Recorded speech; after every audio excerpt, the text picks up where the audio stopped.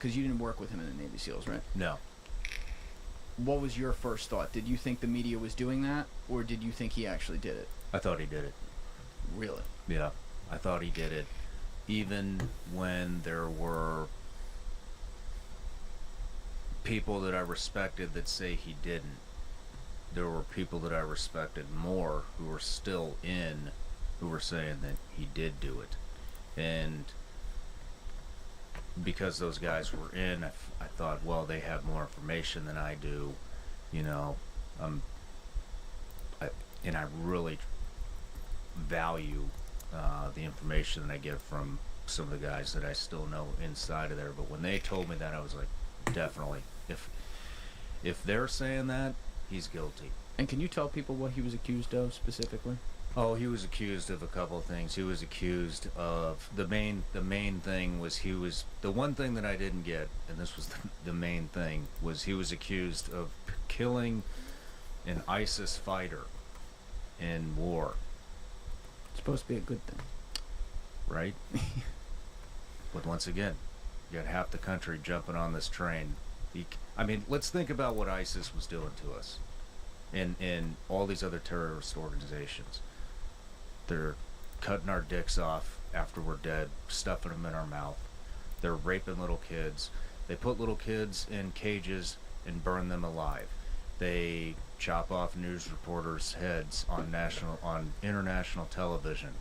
They put people in cages and slowly drown them in the river, you know? So why anybody in this country would be fucking outraged that a Navy SEAL killed an ISIS fighter is beyond me. It is. It's beyond me. I just can't think of any circumstance that somebody wouldn't be happy that one of those people were eliminated off the earth. So we'll get through that, but that was the main thing, right? He killed an ISIS fighter. You like stabbed him to death or something? Stabbed him to death. But you thought he was, now again, you thought he was guilty talking to the guys whose opinions you value. So even though it was an ISIS fighter, you thought there was something bad to it? No, I didn't. That always confused me. But then if you go back in the media, then when that didn't stick, then it was, oh, he's killing women, oh, he's killing children, he's killing all these people, and it was like, well, this didn't stick, so let's add this, let's add this, let's add this.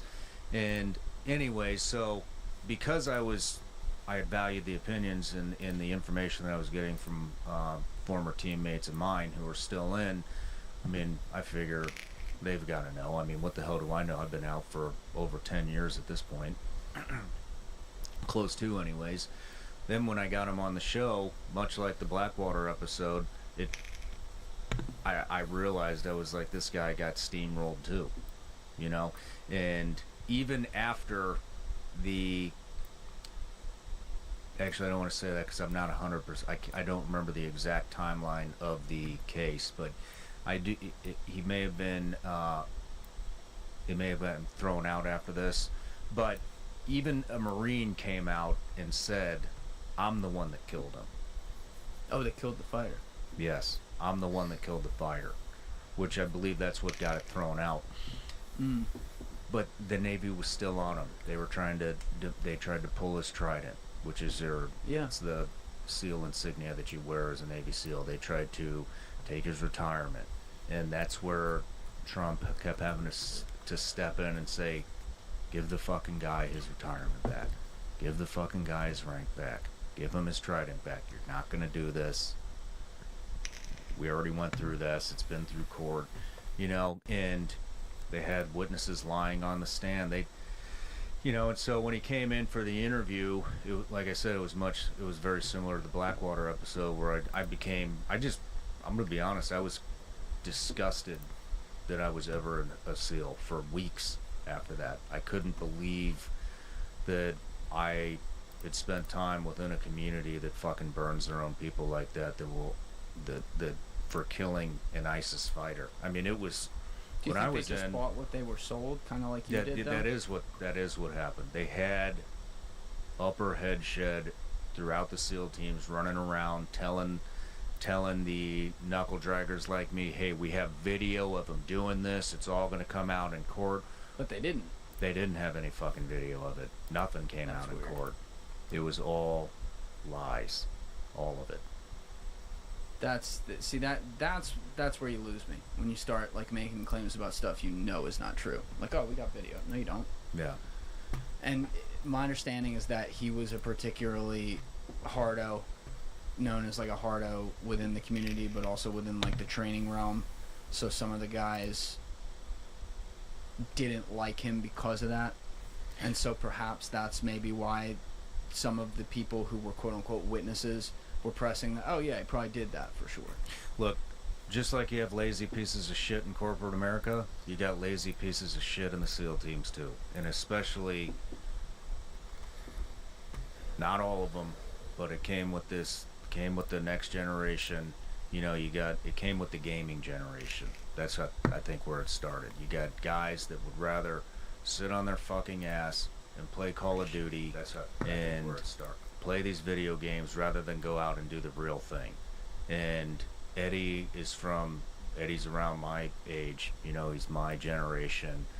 He was around when the war kicked off. He wasn't a SEAL when the war kicked off, but you know, he was around them when there was a lot of country pride. It was Twin Towers got hit, time to go fuck these people up. You know, and that's what we went in to do. Everybody from my generation and prior, and almost everybody after, you know, that's why you join. You join to go in there and fucking kick these people's ass and kill them, you know, for what they did to us. But then social media came around, and you had guys that were starting to make it through buds and make it through the SEAL teams only to get out to become an influencer. Or, you know, and so you had like these small pockets of SEALs and other special operations units where that was the goal. I'm here to make a following. I mean, there's guys on YouTube right now that are in or were in, that are running around, and that's their whole focus. Let's build a following. Let's make videos. Let's do Instagram posts. If you're doing that, you cannot be a good SEAL. Be a fucking social media icon. Now you were in for 15 years. You also did 9 of those years were after being in the SEALs. So like you had a legit long career, multiple tours, all that stuff. Do you worry about your type of platform being bastardized by people like that on the come up? Like, ooh, I want to be Sean Ryan, so I'll be a SEAL and then start a YouTube channel. Oh yeah. I mean, do I worry about? No, because they can't be me. They can't. Or do their own thing like you. Like yeah, they'll do it. You know, I mean, it is what it is. There's not shit I can do about it. You know what I mean? They lowered the standard and they let them in. Yeah, I don't think that there should be. Like, I get really upset about that when you look at different communities and then people who do good things are stripped down just for doing those things. Because, like you were pointing out earlier, with some people complaining, like, oh, why did they get to do that? Why is it not me? Totally agree. I think that's crazy. I do wonder how that can be looked at by kids coming up, though, who then think that's what it is. They see you in this seat and they think, oh, Sean Ryan's a podcaster. He just did this Navy SEAL thing on the way, which couldn't be farther from the truth.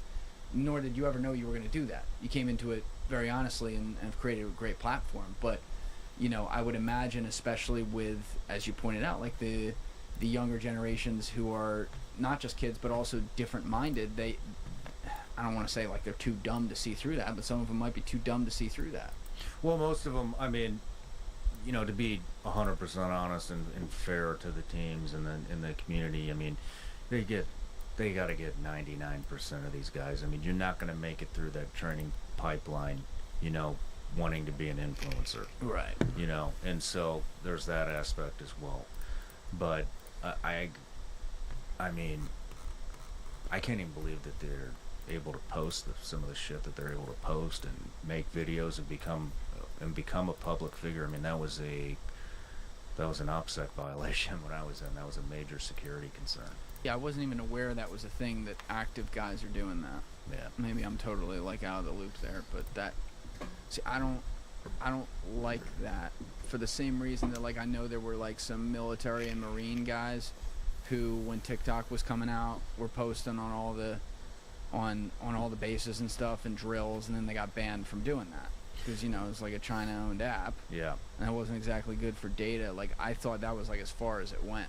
I didn't know that there aren't rules against this. Yeah, I just want to clarify too. I'm not just making this shit up. This is information that's coming from the younger generation who's pissed that this is happening. There are. I don't want to like shit on the younger generation because they're phenomenal. They're the ones doing this now. And this is the kind of shit that they complain about. You got these people that slip through the cracks, and this is their real motivation, and it fucks up the team dynamic. It's like, Raid like you mentioned, talking about Eddie and also about like your own background with it. Like, you got in when shit was hitting the fan. Mm-hmm. When did you enlist? Right after 9/11, or was it before? I enlisted before 9/11. So it was in 01, but it was before 9/11. Yeah, I went in July. I think it was July 1st of 2001. Okay, but then that happens very quickly, and now it's like a whole new ball game as far as like what's going to go down. And I get real uncomfortable with the conversation when people start talking about the complacency in society and how you've heard this a million times, the quote like 9/11 sucked but 9/12 was great. And we all know what the connotation is there, like, oh, it would take something disastrous like that to bring us all back together. I don't want to see that happen at all. I just also don't, for the life of me, know how to simulate people understanding what they can't understand. And in English, to put that better than that, not so broadly, like, these kids coming up maybe who are 20, 21, 22, all they've ever known is a free island in the west here of America that's never been invaded, and doesn't really have a lot of problems. And there was that thing before I was born or when I was a baby that happened with 9/11 that sucked, but we mopped the floor with those guys and we're good now.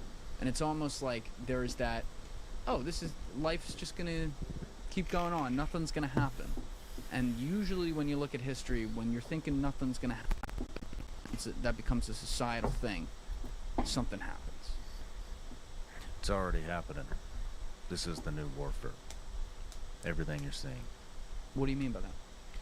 It's a propaganda war happening. And people are thinking that people aren't putting the pieces together of everything that's happening in this country. The division, the propaganda, look at it. It's everywhere you look. People aren't putting it together that this is all engineered to weaken us. Who's engineering it? Who's engineering it? I think both political parties are engineering it. I think China's engineering it. I think Russia's engineering it. I agree with you. Yeah. Yeah, I think, I don't know what I don't know, but when I look at things that look suspicious, which is pretty much every goddamn day in the informational warfare, I do play the game in my head like, oh, I wonder which one that was. Like if that's from here or from there or from this other place. It's like there is a ton of informational warfare, but when you're saying like it's already here, how does that? I'm trying to think how I want to ask this. What I'm trying to get at, Julian, is war looks different now than it did. Yeah, we see this shit going on in Ukraine and Russia, right? That's like conventional war. What we're seeing here is unconventional war, and it's a new era of war. So, I know you had Bustamante on, who's phenomenal, right? And I think a lot of the stuff that he says is spot on, I think, but he also is very, very CIA-ish, and he will not, it has to be 100% fact. And I'm not saying that's a bad thing, that's an extremely good thing, and more people should do that. But unless it's been proven, he's not really going to put it on the table. Julian, do you see what you're doing? You are now artificially creating the confines of the exercise to tighten it up to a place because you're the capabilities that are out. Because I didn't know we were going to dive into this, but unconventional war, everything unconventional. And it's line of sight. Because you're looking for something specific. You're not having a hypothetical conversation. You're digging for some kind of specific parallel. You're not having a true. I think the leverage. I think you just can't. I know where you're coming from, and I get it.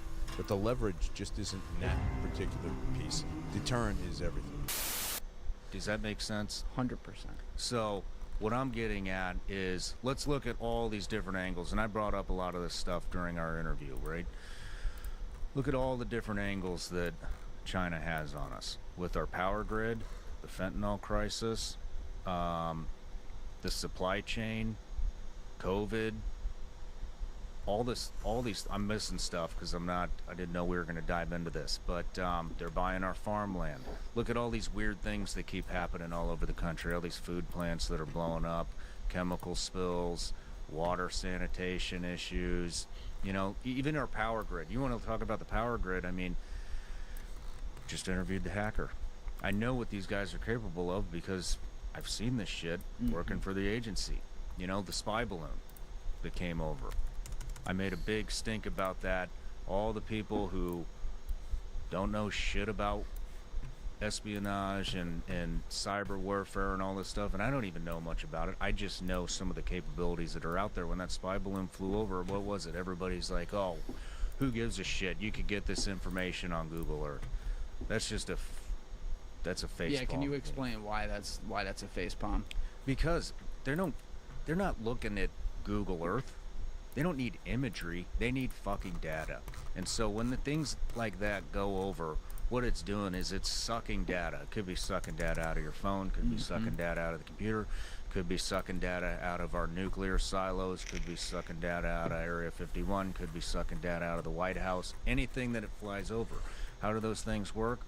90% of the time, it's line of sight. You have to have at least a line of sight to get it. That information gets sucked in. China's claiming that they can communicate through quantum entanglement, which I won't get into because I'm not a quantum physics guy, but... oh, sorry, this thing right here. I see that go now. Just do this. Oh. If you grab that, and you're good.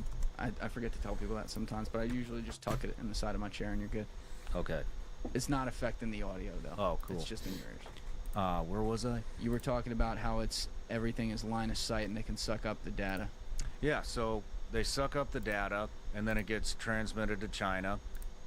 And everybody thought I was full of shit. Oh, this guy's fucking crazy, he's a quack, whatever. Well, then a month later it comes out all over media, which I hate media, but that's how you validate it because that's what people still believe is telling the truth. A month later, the media is pushing out the exact same fucking information that I warned everybody about with these damn things. And power in power grid, we want the green energy, right? Everybody's not everybody, but we have this narrative. We need to move towards green energy. Fossil fuels are horrible. They're going to fucking kill us all and the planet's going to go to shit. That's great. Cool. I'm all for green energy. Let's go. Let's make green energy happen. Let's do it the right way. Whatever. And they claim we're going to get energy independent. I'm trying to weed through some of the narratives. No, this is great. Get Keep going. sidetracked. Yeah. That's great, but we're not going to be fucking energy independent. You know why we're not going to be energy independent? Because we're going to import all of the materials that it takes to move to green energy from fucking China. What do you think they're going to put in our power grid? Power grid. They're going to put these firmwares and things in there, and they can control the power grid. Just have you seen the documentary Power Up Grid Down? No, but I love what you're talking about. Watch that. Check that Watch that.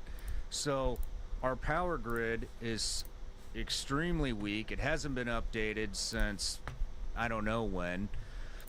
It's failing all over the place. We saw what green energy did in Texas, right? Everybody froze to death when that I mean, they had green energy in Texas? I mean, all those. I was unaware of this. You were? I was totally. I mean, I've never been to Texas. Failed. That's right. Yeah. Shit, that is green energy. Yeah, that's green energy, man. So all those materials, they come from China. How do we get the batteries that it takes? That these solar devices are storing the energy. They store it in batteries. Well, guess what? Guess who was in Afghanistan the fucking minute we pulled out? China, waiting to negotiate with the Taliban to get one of the biggest lithium deposits in the fucking world to produce America's green energy batteries. So if they want to fucking come to war with us, what do? They cut energy production. What makes a country powerful? Energy. We're throwing our fucking energy away. Can we dig into this right now? I yeah. love this topic. You just introduced like 40 things right there. So What do you want to dig into? I want to dig into China. Because everything you say right there not only has a lot of truth to it, it could be completely true, and it's all problematic for, say, like, over the next 5 to 10 years, like where we're at 5 to 10 years from now, looking at race in the world, so to speak, like between countries. The thing about China that confuses me is, like, I had been turned on to looking into this maybe, I think when I was in college. I mean, I've been looking at China for a long time, very concerned. And it felt like for a long time, no one would talk about it. It even felt like for a time in the media, like you couldn't talk about it, which was very weird to me, very strange. And then out of nowhere, last, I want to say like June, something like that, one of the like kind of DC-ish policy institutes started putting out reports, like scathing reports about China. Then news dropped about the FBI dropping scathing reports about China. Then the media started talking all about China. And I put my hands up, I'm like, wait a minute. This is happening really, really fast. And I'm here for it, because like, all the things you just laid out about China, all problematic. Let's also consider the fact they're run by a tyrannical sociopath, right? Let's also look at the fact that they have had the CCP, the Communist Party of China, in power now effectively since World War II, right? So they haven't been around for 5 minutes. They have therefore developed staying power in this country, albeit with only 6.9% of the country a member of the party. And let's say, to be conservative about it, 20% of the country is sympathetic to it, meaning 80% of the country doesn't even like this, and yet it's still in power, which is scary to me. You also have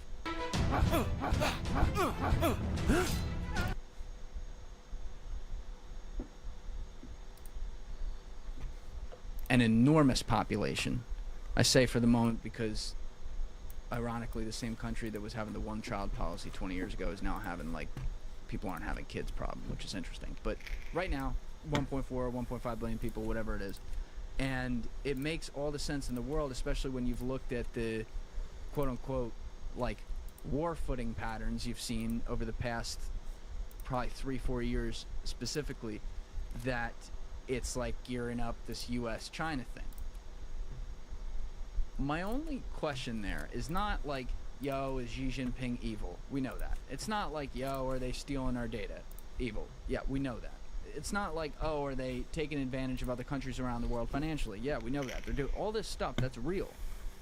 But whenever I see something get pushed that hard, that quickly on a dime, I start to wonder if maybe it's not, maybe they're a little more fucked than I think. Maybe a guy like Peter Zeihan has some points. Have you heard this guy talk at all?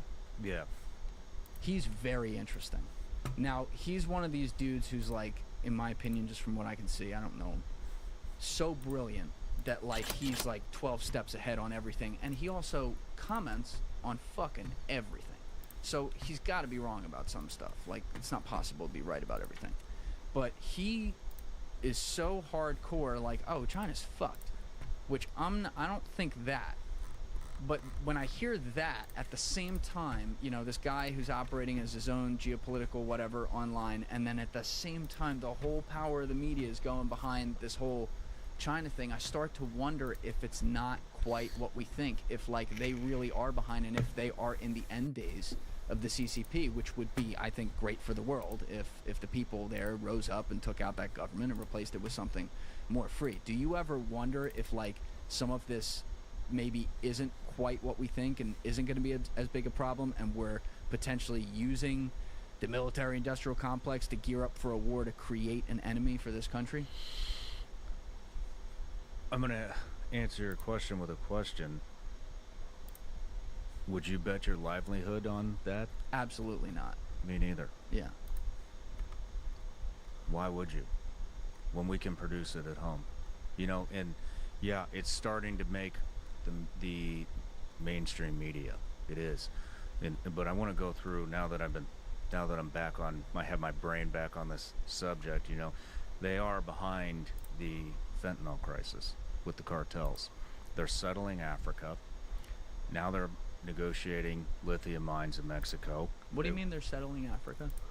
So Africa is being settled by China. I mean, obviously, Africa is obviously extremely poor. They're building cities in Africa. I'm not talking little villages. I'm talking major cities with massive infrastructure. Well, what happens when you put in the massive infrastructure, put the money up for that? Well, then that government owes you. Yes. Right? And so they're doing that all over Africa. We're nowhere to be found. What's Africa rich in? All these minerals, right? So they're buying. They're going to control that. Resources now. They're going to control that. They now control the lithium mines in Afghanistan. They control Africa. They're controlling the lithium mines of Mexico. They're buying our farmland. They own one of the biggest meat production companies in the country now. That just came out. Buying up our farmland. Buying up our real estate. It's a lot of influence. They made COVID. Whether it was an accident, whether it wasn't an accident, it's their fault. Yes. I don't give a shit what anybody says. Yeah. Whether it was man-made or whether it was an accidental release, it came from them. No repercussions. All of our medical equipment, where does it come from? China. Where does all the clothes on your body come from? China. Where do these microphones come from? Probably China. Probably, yeah. Everything. Everything. Didn't some of that, though... Our power grid. Where's that made from? Even the power grid that we have right now. The transformers and stuff are made in China. Okay. I thought you were saying that. All they have to do, Julian, is push a button and it's over. It's done. We don't even produce the own shit for our own power grid anymore. Back up. What do you mean they push a button and the power grid's done? You don't think they're putting anything in to our power grid that they could hack into it with? What did you... They're producing our transformers, you said, for it? What else are they producing for our power grids? Well, all the green energy stuff that I just said that we're moving towards. So you're saying they could be putting, like, computer systems within some of this stuff that they're providing? They are. Not they could be. They are. The power grid thing is the thing that scares me the most. I don't think people have any concept of what a serious... What a power outage does? Yeah. Whole population's gone in about 3 days. 90% of it. Yeah, I've done a lot of content on that, and I look at the comments and I go, damn, people really don't get this. They don't. There was a... They have it too good here.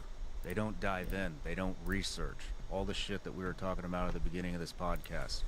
Oh, I had a hard day at work. I just want to drink a beer. Go ahead, drink a fucking beer. Watch your TV, because when it gets cut, it's not coming on and you're going to fucking die.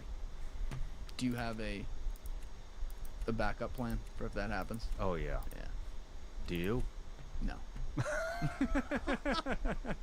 You struck me as the guy I should talk to. I'll give you a couple pointers. Yes, I would love that. It's because there was a book my friend Andy Greenberg wrote in 2016. He's a reporter over at Wired. He wrote a book called Sandworm, and this one was focused on the GRU team in Russia. And it does a lot of hacking. Turns around, goes into the master bedroom and finds that Kaz's laptop is there and still open and alive, logged into Alpha Bay. Kaz is arrested. He's taken to Thai jail, essentially. He agrees to extradition, and then a week after his arrest, he's found dead in his jail cell. Alleged suicide. Right, yeah. So...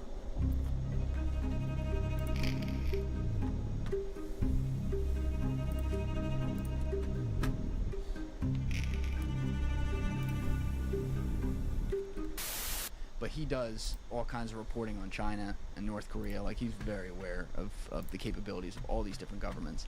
And I would say anything Russia can do, China could probably do times 2, at least. So one of the things he reported on that we've covered a lot in here, and it's had some clips, spread on the internet where I get to see how people do not think about this at all. But, in I forget if it was 2014 or 2015, it was December, the Russian government did a test run of outing some grids in Ukraine, and they did, and it was just like for fun. It's like for shits and gigs to see what they could do. And it's interesting to me that they haven't, from what I've seen at least. I don't know what I'm missing, but they haven't done a ton of that in this latest in the war yet with Ukraine, but they proved fucking 9 years ago they had the capability to do it.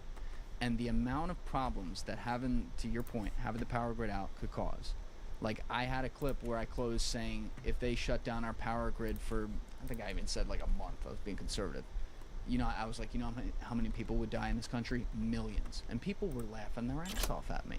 And I'm like, what do you think powers everything we do, including the full-blown supply chains we have to get people their basic sustenance every day? The fucking power grids. Everything's done. Everything that you know is done. And desperation kicks in. There won't be any food. There won't be any water. The water that comes out of your faucet, what do you think, that you just fucking turn the faucet on and water comes out? No, it's run by power at a water plant. And so when the power goes out, there goes your water. There goes your food.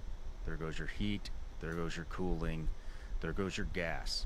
There goes your transportation. There goes the world as you know it is over. It's done. It looks like a combination of what happens when a hurricane hits.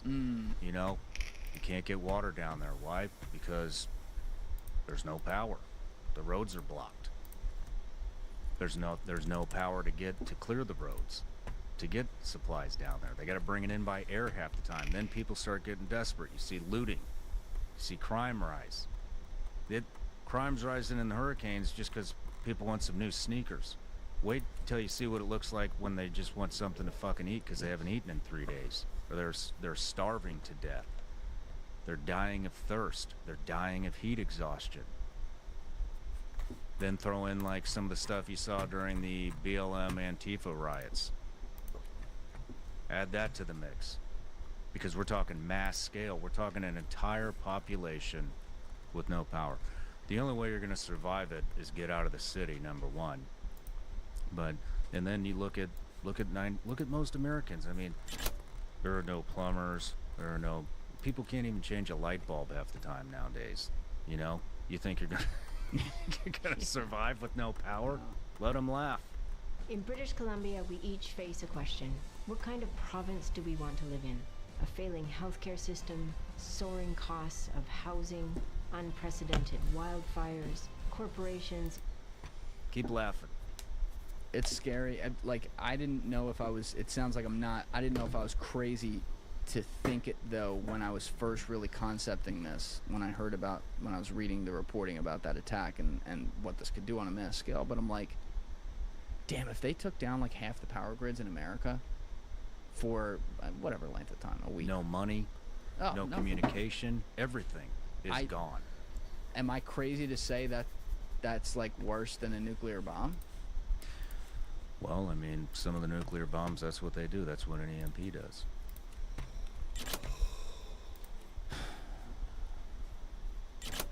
It just feels like the last few years, and I know COVID's like a good thing to reset our perspective on this and to use it as an opportunity to consider stuff like this, but it's scary. It's like the last few years, I can't help but think how fragile society is. Yeah, we're hanging on by a thread, buddy. I don't want to say I was knowingly complacent, but I was obviously passively complacent to that. It shocked me. I mean, you heard me mention what my dad said about how fast society adjusts to stuff, but like, even with COVID and how people started treating each other like that.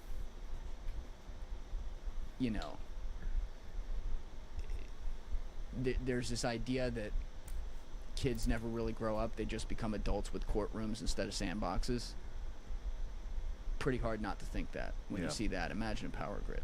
Yeah, it would be a complete reset. Now here's the other question, though. Is there anything that they could do that we couldn't do to them times 10 if they even tried it? I mean, I don't know. I'd love to tell you that, yeah, we could, but I've been out since 2015, and that wasn't my expertise. But I can tell you this, we're not producing their power grid.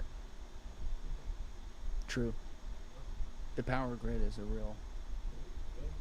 They are producing ours. We are not producing theirs. What do we produce here in America now? Not a lot. Not a lot. I mean, they've got some good angles on it. They've played it really smart. I mean, you're a Wall Street guy. You know more about the devaluation of the dollar than I do. Are you aware of all this stuff? France is now talking about dropping it. Brazil dropped it. Saudi Arabia dropped it. Iran dropped it. Who else? Argentina is the latest one, I believe. They're getting ready to drop it. The currency's a big problem. Yeah. And that was not, to be clear, that was not my space at all on Wall Street, but knowing the basics of that, at least. That scares me because you put... Like, I respect Biden for not putting boots on the ground in Ukraine and just running into a war. I like that.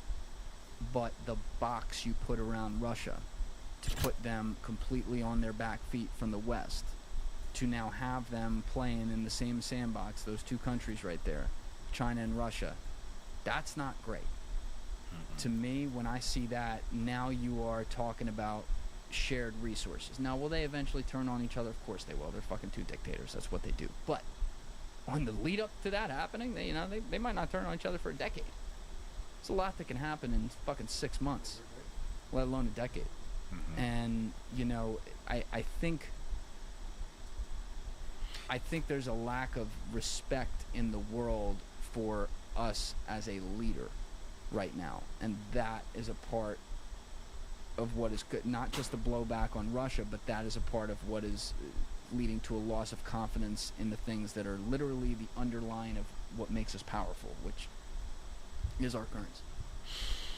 I mean, you take, I don't know if you can see this on camera, this coaster, right? Look at all these angles they have on us. Power grid, fentanyl crisis, owning our farmland. Let me get in front of the mic. All right, hold on. We just had to come back. His mic went out for a second. So you were saying there's an angle. So yeah, let's just say this coaster here is the U.S. Look at all the angles they have on us. They have our power grid. They're settling all the other continents in the world. Now they're going into Antarctica. Did you see that? No, I haven't heard about that. They're going into Antarctica now. But we got fentanyl. We've got the power grid. We got the supply chain. We got currency. We've got they're buying our farmland. We've got the... I'm missing something. What am I missing? I mean, you're probably missing several things, but that's a lot right there. Yeah, that's enough. Those things right there. Look at the fentanyl crisis. They're shipping in the supplies for the cartels to make the fentanyl. On top of that, they're also sending in the chemists to teach the cartels how to make the fentanyl. Now, what do? We went from heroin, now we're at fentanyl. Now, according to Luis Chaparro, who I've had on my podcast a couple of times, awesome. Yeah. Now they have the next thing that's going to overtake fentanyl, which is even more deadly than fentanyl. What's that? I can't remember the name of it, but it's already been introduced. It's already coming through. Why aren't we locking our fucking border down? So here's a difficult question that you'd be a good guy to ask as someone who worked in the CIA. When I hear something like that, one of the conspiracies online, because a lot of people don't like the CIA. I hear about that all the time when I bring on some of these guys. I think it's way overboard. But, they'll get on the CIA for doing things that are very, very uncomfortable, or think they do things that are very uncomfortable. Like they talk about, CIA involvement with the cartels, for example. When I hear something like this, where you have China training chemists in the cartels how to make this shit, it tells me that perhaps in what is a very dirty world, you don't have to like it, but that's what it is. Why the fuck aren't we running, like, if we can't end the cartels because they're not in our country technically, so that's not easy to do, why the fuck aren't we running some missions undercover to fucking work with them? Like, as uncomfortable that sounds to people, but like, fentanyl crisis here for a second, that's a whole nother point. But like, why are we not doing that? That seems like a pretty geographically easy thing for us to pull off. I don't know, maybe we are. I don't know. why we wouldn't be doing that. But in the end, if we were to start doing that, it would just be a money game. It's going to be who pays the most to the cartels, So maybe we're being outspent, or maybe nobody gives a shit. That would really worry me. Both but what I'm saying, the reason I kind of brought up all these angles is all they have to, once they pull the trigger on one, they just pull the trigger on all of them. There goes the supply chain. Hey, let's release another pandemic. Kick up the fentanyl crisis. Destroy the meat plants. Like I said, a lot of our food stuff is coming from there now too. I'm just, truth be told, I'm trying to start a supplement business. I don't want to get too in the weeds on what it's going to be. Turns out all of the ingredients that I want in the supplement is from China. Even the stuff that says it's made in the U.S. or it's sourced in the U.S., if you really dig, it comes from China. But so you see what I'm saying? They could have our power grid, kick the fentanyl crisis up. Then we have the propaganda piece. I mean, all these things, once they all go, it's over. I mean, they're just set up. It's not like, hey, we're just going to send an army over there and take these fuckers out. That's not how it goes. It's a domino effect. We're going to kick one off, then all this shit's going to happen. And that's what I'm saying. It's already happening. It's already in motion. That's why people need to get informed on what's happening. 3 years ago, if I would have brought this up, I would have been slapped with I would be the biggest racist in the country. You know what I mean? Yeah. Funny how that was like the whole attack. Like, God forbid you talk about another country and shit their government's doing. Yeah. That's just a crazy thing to me. But and now look where we are. It's getting worse and worse and worse. And people are starting to pay attention, but they should have been paying attention 10 years ago. Why so we've already established, and I agree, that the media sows a ton of division in our country, which is a huge problem and is leading to, some potential worst case scenarios. Why then is the same media pushing this so hard now? That's the only thing because I've thought all this shit, and by the way, even if Peter Zayan is right. It's time to grow your business. Time to get customers. Time to make your future now. Create a website in minutes. How? GoDaddy. Coding? Nah. But all that writing? Nope. AI. Done, built, up, and running. You have what it takes. Now take it to the next level. Create a beautiful website in minutes with GoDaddy. Let's get to work. Start for free at godaddy.ca.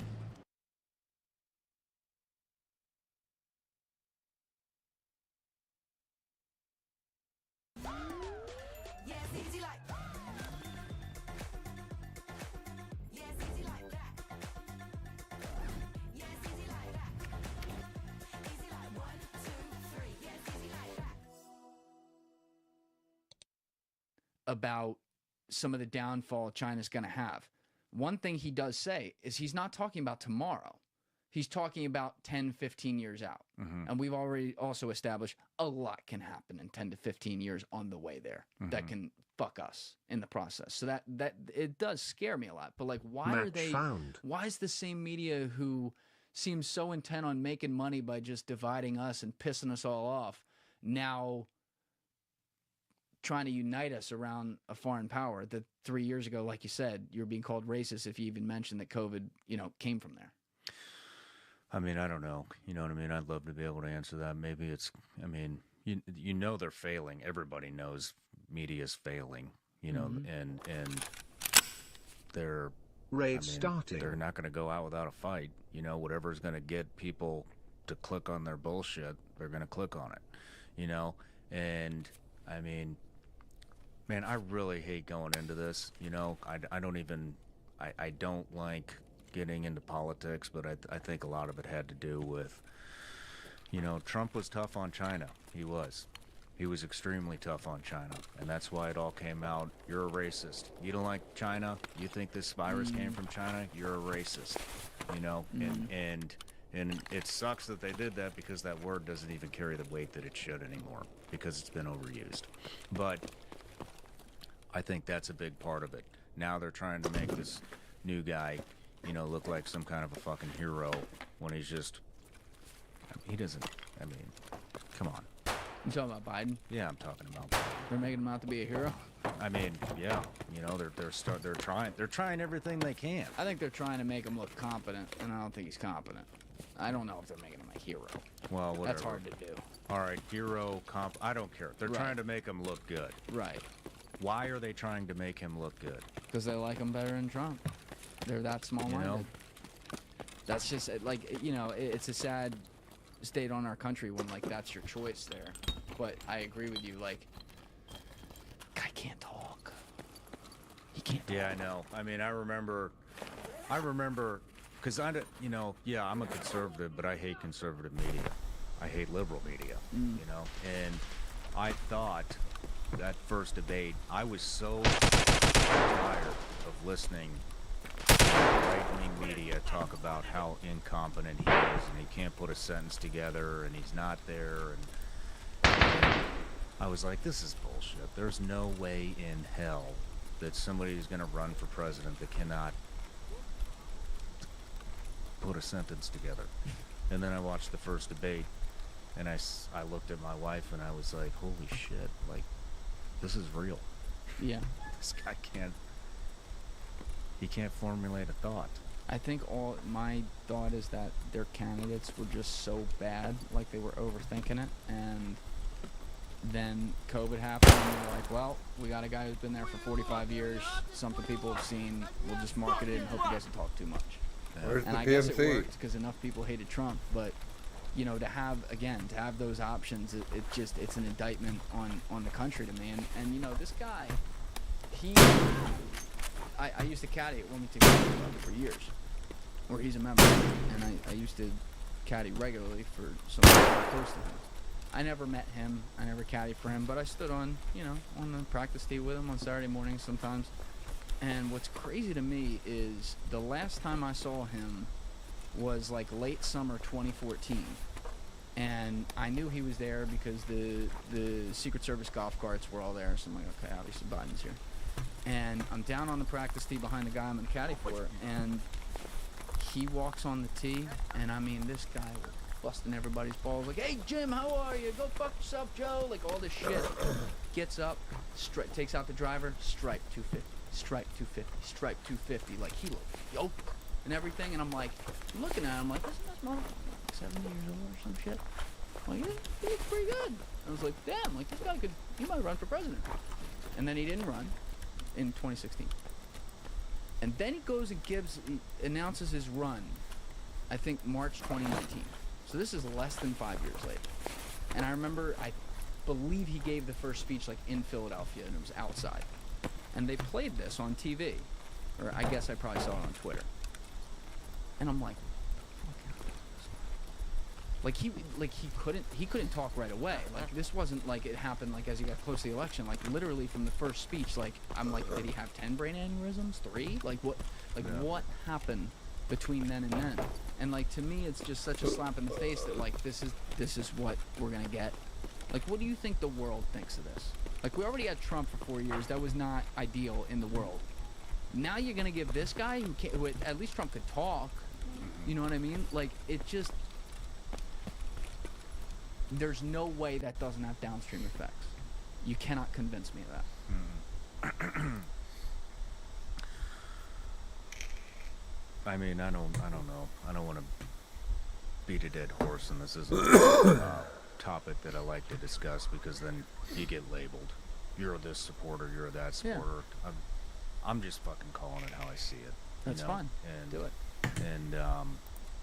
And it's sad. People were misled, and they weren't informed, and that's how this shit happens.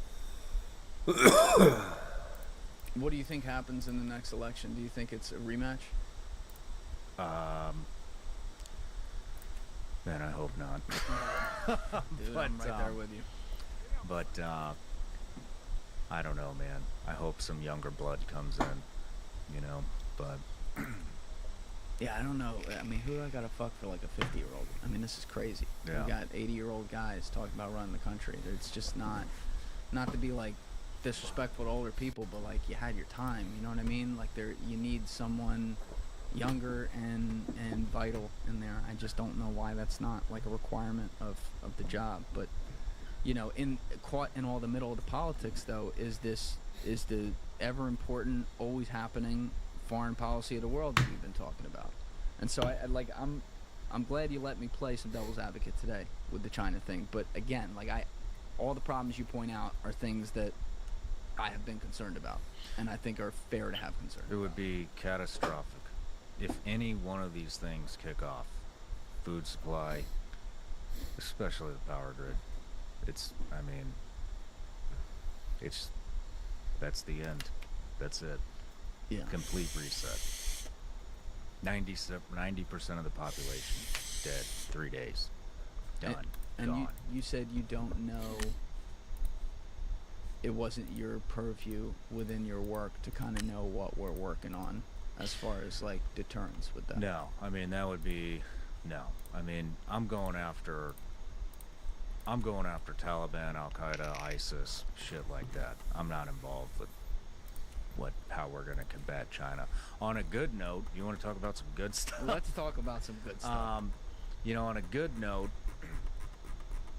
when it comes to things like EMPs and nukes and all this other stuff, I can tell you that we are very close to having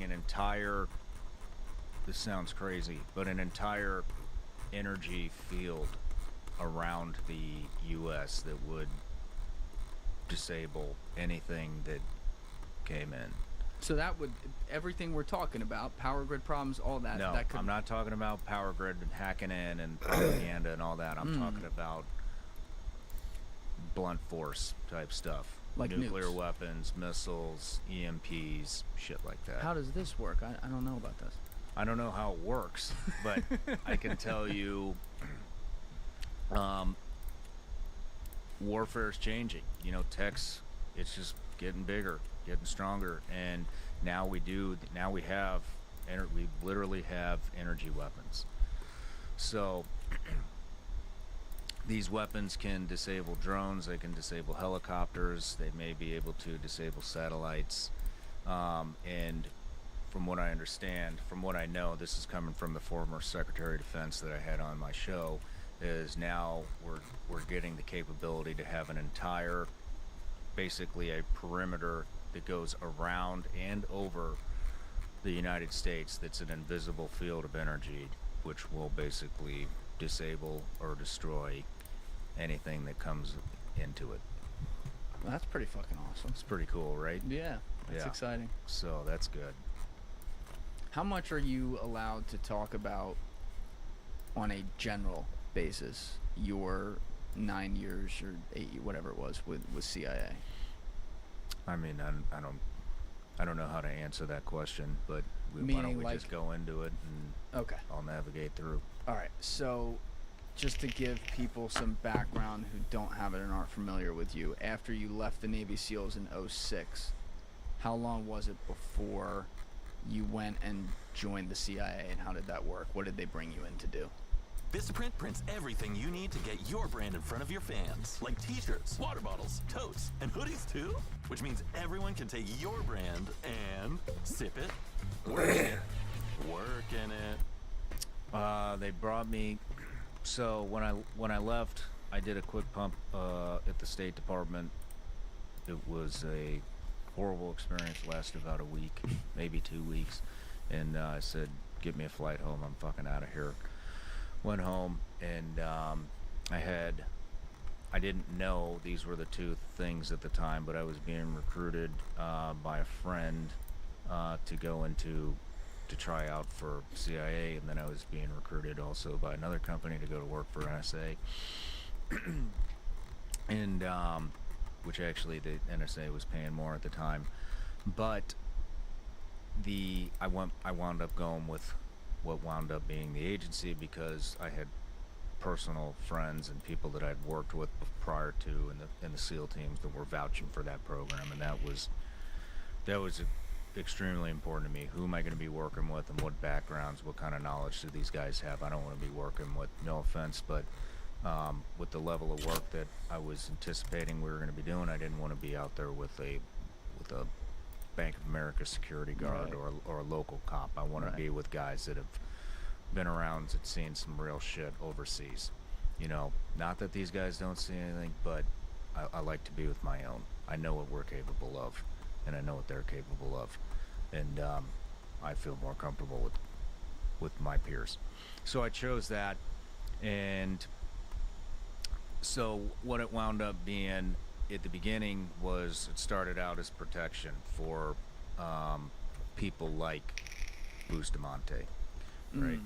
People that are going out, getting information, meeting with assets, all that kind of stuff. Then this was the program that I was on was a new program, and the agency did not realize the capabilities that we brought to the table at first. So the requirements were, I think you had to have at least 6 years special operations to get in the door. And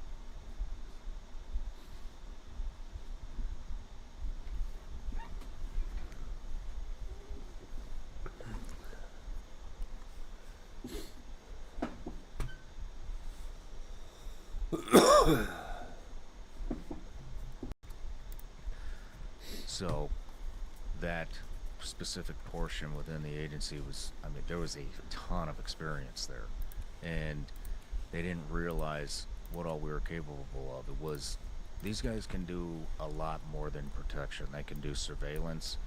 They can do,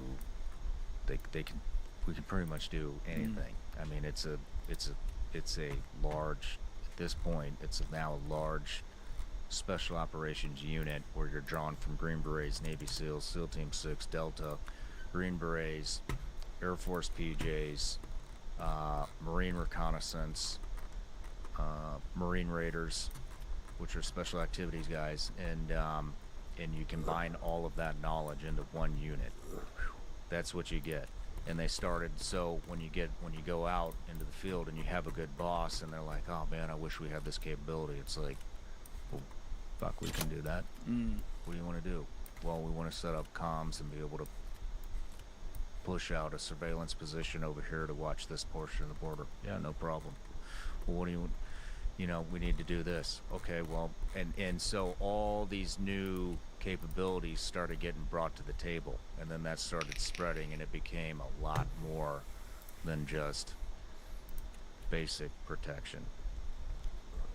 Were you all over, or were you, I know you can't say like specifically, did you specialize in a certain set of countries, or did you just send as needed? They just send you as needed. I mean, as needed all over the world, but at the time that I was in, the majority of us went to the Middle East because that's where everything was kicking off. What did you learn in the CIA in your experience there in all these places, if anything? What did you learn about the world that you didn't already learn in your experience deploying as a Navy SEAL? Well, when you're a SEAL, it's let's kick in doors, let's go after one guy, and you don't really see all the other pieces that happen. You don't see the intelligence piece much. You don't see how everything kind of comes together. You're just a small part. At the agency, you start to see how everything comes together. You see the intelligence come in, you see the analysts get the intelligence, you see the hits happen, you see how long some of these things take. You know, when I was a SEAL, sometimes I would get really frustrated, like, why is this guy still alive? We could have killed this guy a long time ago. Well, maybe we didn't kill him a long time ago because we're still getting information out of him. And as much of a shithead as he is, he's leading you to bigger bad guys, worse bad guys, and you get them. And so basically, if you're lucky, you know, in the agency, you get a guy that's in the middle of a network. You keep that guy, you pay that guy. Yeah, we know he's a dirtbag and a scumbag and the worst of the worst, but his friends, you know, you get all of them. And then at the end, you know, maybe there's some kind of deal made, or maybe he gets outed too, you know. And so you get to see all of that stuff kind of come together from beginning to the end. Does that make any sense? 100%. That was a great explanation. All right, guys, I got a quick announcement that I've been waiting 3 months to tell you guys all about. It can be hard to say, you know, when I knew it versus when everybody else is knowing, because that's kind of what you're getting at, right? You want to know how far in advance I knew things were happening compared to when it hits mainstream. When you're working in that kind of capacity, you're so busy and there's so many things going on that you don't have time to worry about mainstream media. You know what I mean? You're making mainstream media, but you don't. Every once in a while you'll get, you know, a message from mom or dad or girlfriend or wife or whatever, husband, you know, and it's, oh, were you guys out here doing this? And it's like, yeah, but you don't really, you're just not thinking like that. You know what I mean? Not at my level, which was a very pretty low level. But I'm not, you know, I wasn't a policymaker or director or anything even close to that at the agency. I was in a very small group of special operations guys that could do a lot of shit for the agency. And on top of that, like when I'm talking about, you can see how everything kind of comes together. That doesn't mean you're previous to that every single time. If you're lucky, you'll see how it comes together. But kind of what I'm getting at is, remember how at the beginning of this I was telling you everything inside of there is very compartmentalized and there's a need to know. Yes. That even if you're hunting ISIS down, right? That doesn't mean you have widespread vision of everything that ISIS is doing. You might be, let's just say you're a terrorist that we're after, right? And I told you my rotations on the way up here, sometimes they were 120 days out, a couple weeks home, sometimes it was 45 days out, 45 days home. And every time I go back out, there's a good chance I'm going to a new location. You know what I mean? So I may spend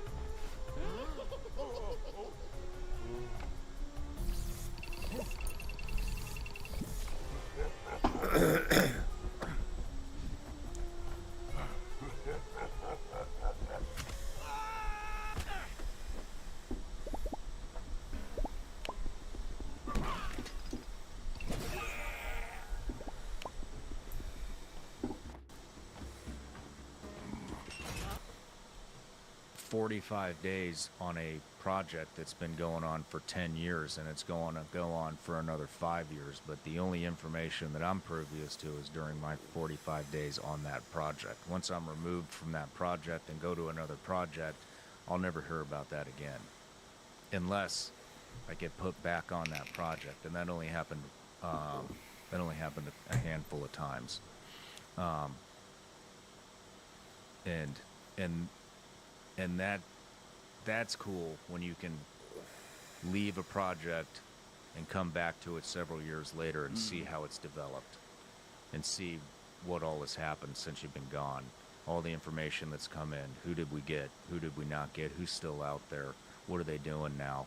How has the direction of the enemy changed? What's their new goals? You know, and it's very interesting to see how all this develops. I can't remember if you said this at the very beginning of this when we were talking about your career there at the CIA, but when you would do these deployments, so to speak, how many guys on average would you personally be on that job with, or did it totally vary? It varied Totally all the varied. time. You could be, I mean, I don't want to get into specific numbers, but it could be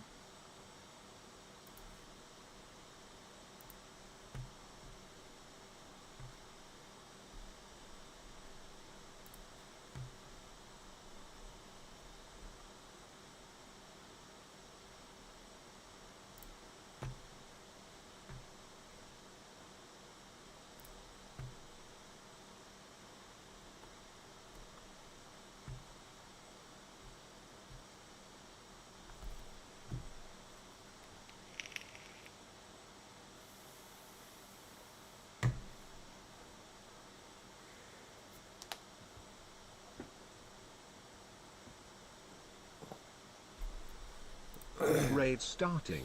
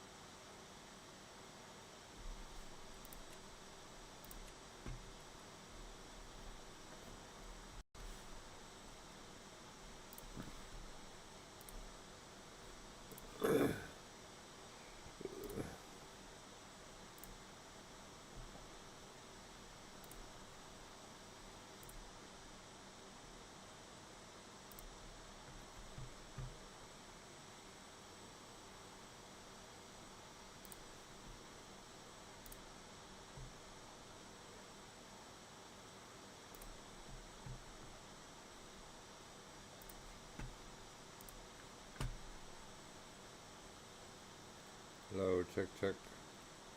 You hear me? Hello, check, check. You hear me?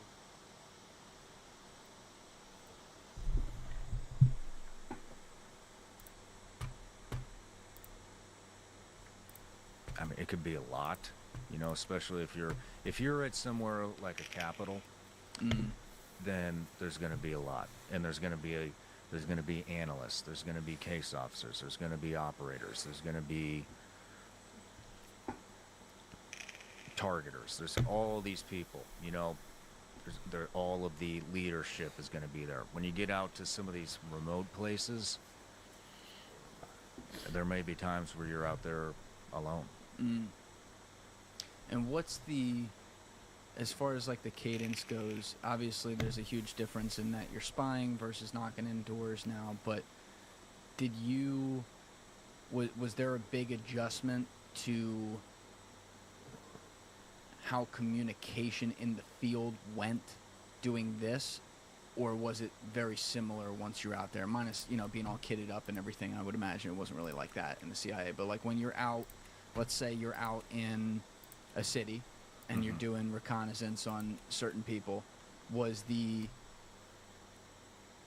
I'm trying to think how to ask this right so that people understand what the fuck I'm saying, but like, was your communication with base / with the other people involved in your mission, maybe dispersed throughout the crowd or with you or whatever, was it a similar cadence to when you were working in the SEALs, or was it just a totally new adjustment you had to do? Sometimes it was. I mean, there's some times where you are, it looks like a special operations unit where you have your kit on, you've got helmets, night vision, guns. I mean, you're talking to Apaches. There's been times where I was working for the agency and I couldn't get through a road, and so I'd call into Apaches and I'd say, "Hey, clear this fucking road out," you know, and they would spin up. Yeah, no, I don't mean like that. But what they would do is, they would just fly low, show their belly, fly in an aggressive pattern, and you want to watch. These people know what's up, you know. So they see an Apache come down and just show their belly and raise up like that. Guess what? That'll do it. That'll clear the seas. You know what I mean? It's like watching. Nobody wants to get out of your way until the Apaches are on top, and then they're like, okay, I'll get out of the way, and then there's nobody on the road, you know, and that would be an overt operation, you know. And then there's times where you look like where you're wearing a sports jacket or a suit in the middle of a Arab country that's dirt poor, and you stick out like a sore thumb, but that may be your cover. You know, your cover may be, hey, this is what we want you to look. This is why. This is your story if anybody rolls you up.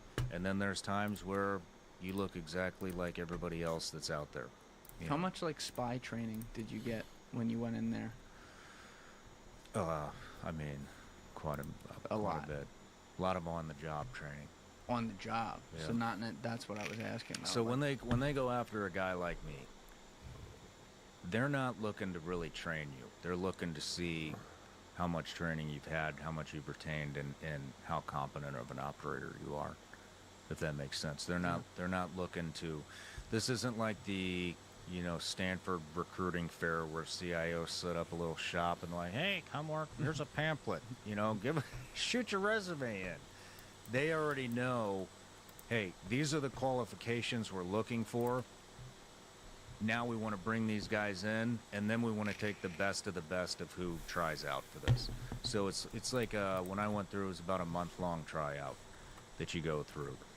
And they just put you through all these different skills tests, and it starts super basic with, hey, let's make sure this guy can run a mile or run a mile and a half or whatever it was, do a bunch of pull-ups. I mean, just a basic physical test, and then you get into the kill house, maybe. And the kill house is going through, remember I told you it was protection, right? This isn't, when I talk about protection, this isn't like protection like, hey, I'm going to wear a fucking earpiece. This isn't Secret Service protection, right? This is undercover. There's only maybe one of us, maybe two, you know what I mean, that are going to have to go in and extract somebody who's been compromised by their own by their own asset, you know, who they're trying to extract information out of. So they'll put, you know, they'll basically simulate it. They might throw you in a hotel, and they'll be like, all right, you know, your case officer was meeting an asset, meeting went bad, and the entire hotel's up in arms, you got to find him and get him, and you're my partner. They want to see how you solve that problem, how you get to him. Are you going to shoot the asset? Are you going to shoot your guy? How are you going to get to him? Who are you going to call? What's your strategy? How fast can you get to him? How effective were all these things? You know what I mean? And so they'll run you through all those kind of scenarios. And then there'll be a driving course, a driving scenario. And so they're not training you. They're giving you scenarios that you should already be able to handle. Does that make sense? Totally. And so that's why they call it vetting, you know. And so they take everything that they want out of somebody like me. They make you perform all these crazy skills. They want to see how you think. They want to see how you perform. They want to see how you handle stress. They want to, you know, they want to see how you work with other people. They want to see that you can be open-minded enough to have a SEAL and a Green Beret working together, or a Green Beret and a MARSOC, Marine Raider, you know, because everybody, yeah, we all do basically the same kind of shit, but everything's very different. Right. When you get into these these professions, it's a lot of A personalities, and a lot of guys can't let their ego go and realize, hey, you know, maybe there's more than one way to skin this cat, and adjust on the fly accordingly. And so these guys that are stuck in their ways and their inability to adapt to somebody in a similar skill set, they go, gone, get out, you know. And so, and then that goes all the way into, you know, tradecraft. How do you follow somebody? How do you tail somebody? How do you know if you're being followed? Did you catch the guy that was surveilling you on that training op?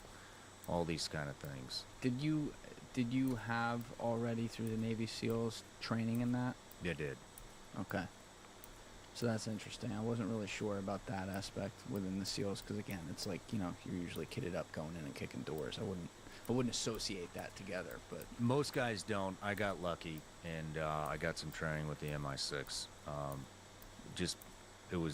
I lucked out. MI6, like the British MI6? Yeah, when I was in the teams. Are you allowed to talk about that? Yeah, I mean, it's not terribly exciting to talk about, but I don't mind going through it. We were going to go into Bosnia, basically, and we were going to be hunting war criminals. Huh. Back Sounds when the fun. Bosnia-Kosovo stuff was going on. Yeah. I got yanked from that and put into Afghanistan because that was more important at the time, obviously. But yeah, they brought in a team of MI6 guys to actually teach us how to blend in, how to follow somebody in a team of 4, how to act if you're following somebody and they compromise you, start talking to you. What do you do if I follow you into the elevator and we're heading up to the 20th story of the Bank of America building and you ask me what time it is and I shit my pants, you know? And that's what I did the first time. I'm like, oh fuck, I'm supposed to be following this guy. But they teach you, you know, how to be comfortable in situations. If you're following somebody in a mall and you're a 23-year-old guy who they put you in uncomfortable places. So let's say, if I asked you which professions will play the biggest role in shaping the future, what would you say? Software engineers, roboticists, particle physicists? How about storytellers? That might seem an odd one to throw into the mix, because when we imagine the future, we tend to think of new inventions and discoveries. In short, the products of science, which seem a long way from the ancient art of spinning yarns. In reality, though, fiction has made a much bigger contribution to progress than we often realize, and its impact on the world we're building could be even greater. On the face of it, science and storytelling seem like polar opposites. One is built on verifiable facts, the other is a playground for make-believe. But the line between science and imagination is a bit blurry. You know, you're following a woman who goes into Victoria's Secret, and now you got to go into Victoria's Secret as a, you know, as a male and act like you're not following this woman. You know, and how to act and how to ask questions. So what do you do in that situation? You got to get comfortable real quick, you know, and you have to plan. You have to kind of pre-plan this stuff. Like, what am I going to do if this person thinks I'm following them, and they turn around and ask me, "Hey, what time is it? Hey, why are you following me?" So what would be like a basic thing you'd do in that situation? I mean, you say act comfortable real quick, but you just like answer them with the time and then keep going, or yeah, that's it. Yep. I mean, it's up to you how you present yourself, but the wrong thing to do would be like, it's 10:32, you know, because then that's you know what I mean? That's a dead giveaway. So yeah, the correct thing to do would be like, oh yeah, it's almost dinner time. It's 4:30, 4:45, you know, and that's, you know, you have to act like you belong, and that's extreme. That's like. As easy as it sounds, it's extremely hard to do when the pressure's on. Do you have, like... What do you do? You know, how do you, when somebody thinks they're being followed and they start speeding up and you lose them? Are you going to speed up and follow them? Because that's another tactic that people will use. Well, what do you do in that situation? You just drive past them and let somebody behind you in the team follow up. Oh, because you got bad. Or if you lose them, then you lose them. But losing them, you pick them back up somewhere else, but you do not want to fucking compromise yourself. You know what I mean? Yeah. If they think you're following them on the highway and they hit 100 miles an hour and start weaving in and out of traffic, the thing you don't want to do is go 100 miles an hour and start weaving in and out of traffic right after them. You know, you just continue on, normal day, and hopefully their paranoia drops, you know? They teach you how to make a pattern of life and how to work outside of that. Yeah, Andy and I have talked about this. So You can know. you explain that just for people who haven't heard that episode? When you say pattern of life, this is you. Andy was explaining it in a context of like this is how they catch people if they're a spy, because they look at the one thing that they switch up or something like that. Yeah, exactly. That is what they do. You figure out people's pattern of life, they figure out your pattern of life. Another reason this shit's all important is because, yeah, you're the thing that this stuff gets really complicated, but, you know, when you're out there and you are surveilling and you are using tradecraft and following people, you also have all these other entities, China, Russia, Iran. They're all in these places too. And so it becomes this enormous spy game where you're like, shit, that's who I want to go after, but this guy who's following me can't know that I'm after that guy, because then they'll try to get to that guy first, and this motherfucker over here, you know what I mean? And so it's identifying all of these different spy games happening all at the same time when you only have one goal.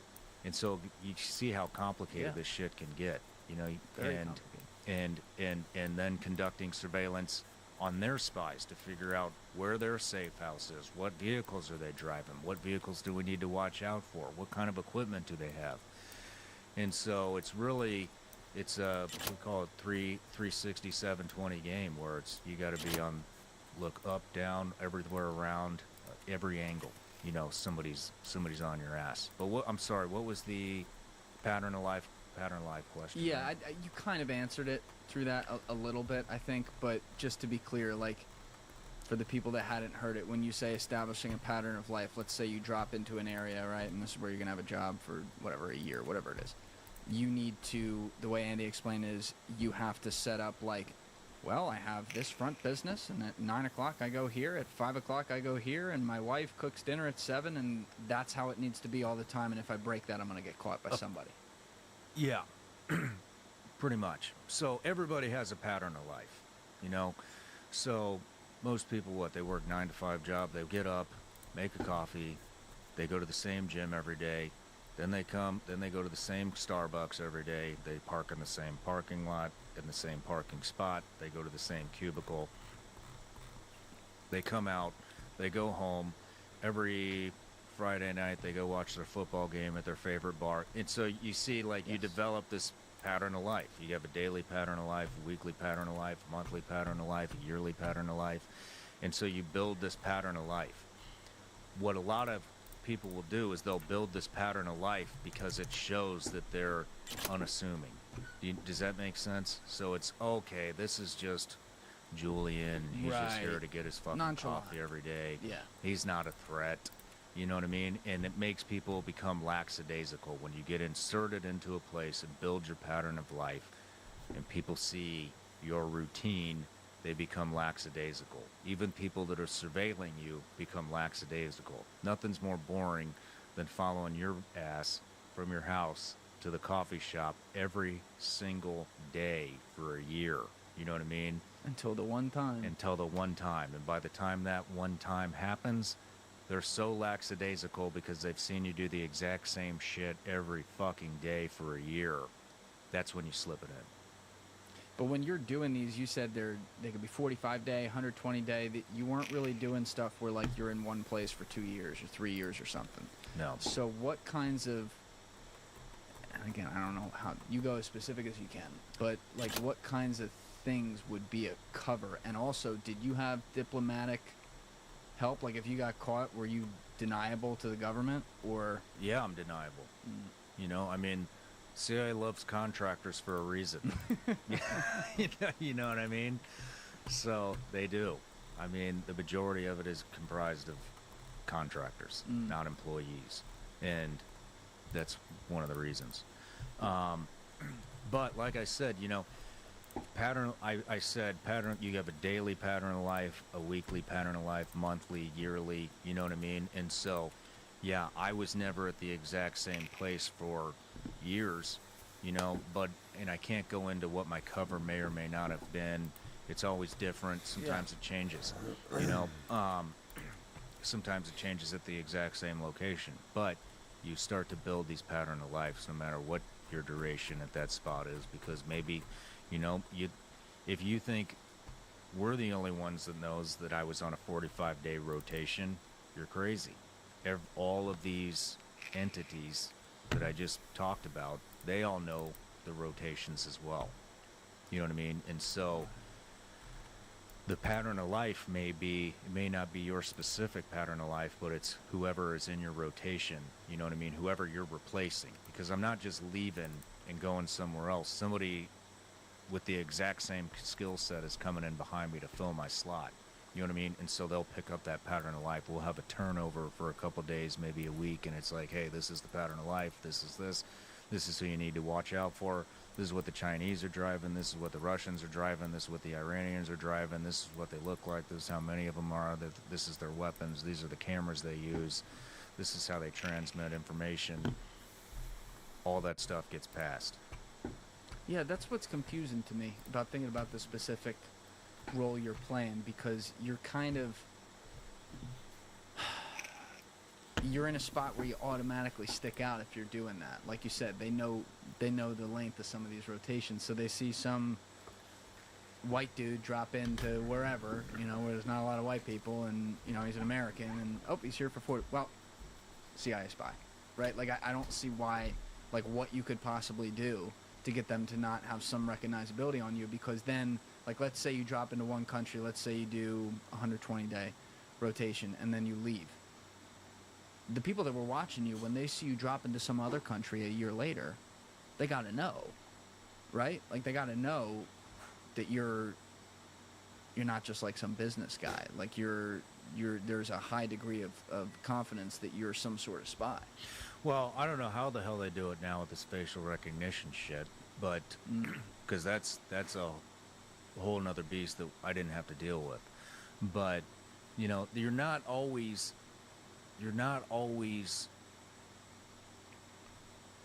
look, maybe I'm a businessman, or they think I'm a businessman, and I'm just coming back every 45 days to make a new deal or meet with my business contacts.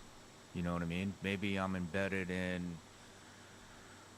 I don't know, I'm an oil titan out of Texas, and that's why I happen to be in the Middle East. Yeah. You know what I mean? And that's why I'm dressed in a business suit with a Rolex. And nice glasses. You know what I mean? And I'm driving a nice car.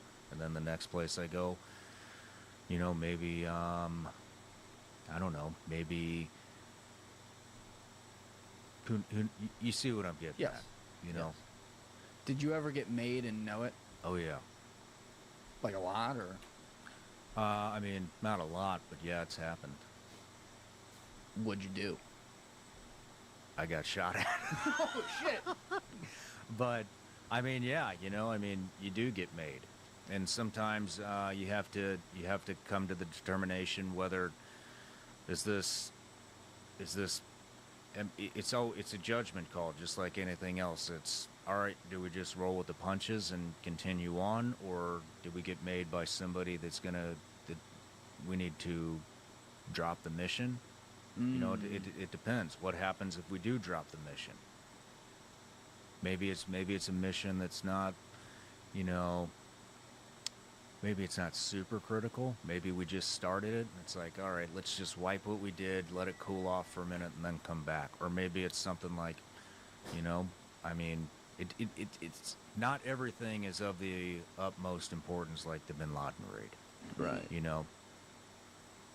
What's the cadence though? Like when you get shot at, I assume, because again, I don't know what kind of detail you can go into that, but like I assume that's probably in a public place. Maybe it's somewhere where there's a lot of bullets flying all the time. I don't know, but like you just start shooting back, or like what? No. Do you have a protocol? Like what's your? I mean, if you can, and shooting back would be about the last thing you'd want to do, because that's like a dead giveaway. You know what I mean? Yeah. And so the thing to do when you're doing espionage and stuff like that is just do what you can to get the hell out of there. You know? A few bullets flying. Yeah. I mean, it sucks. It's horrible. I've had it happen a couple of times, but you know, you just gotta drive on. You're not, when you're working there, you're not there to pick a fight. You know, you're not there to, not that it's letting your ego get the best of you. I mean, yeah, I wanted to kill every one of those guys that shot at me or shot my vehicle up or whatever, you know, but it just wouldn't have ended well for me. It would have been better for me to escape and evade and let it cool off, because then it's, well, maybe, I don't know, maybe we were wrong. Yeah. You know, When you're in these various places, though, the things we see in the movies all the time, which I take with an enormous grain of salt, because, you know, Hollywood obviously changes a lot of things, but like we constantly see that there's like a safe house everywhere. Is that somewhat realistic, or did it really vary based on where you were? no, it varies. I mean, it's very realistic, but it varies. And how do you not, like, that's what I always wondered, how do safe houses not get made? Because they're kind of like sitting ducks. Like, they're a house, people go in and out, they don't move. It all depends on how much you use it. You know, there's houses that there are locations that you may use once a year. You know what I mean? And maybe the family who owns the house is still there. Guess what they have? A pattern of life. Yes. Got it. Maybe you enter into that pattern of life and you happen to have dinner with them every Friday, and so it becomes a normal thing. That would be a safe house. So it's more of a symbol in the word rather than an actual, you just go there when things go red. It's not a mold. You know what I mean? It's not like, it's not every safe house is the same. A safe house could be a hotel room. A safe house could be a house. A safe house could be a water plant. A safe house could be an office. Okay, I'm signing off. Good night, everybody. You know, it all depends on what fits and with what you're doing.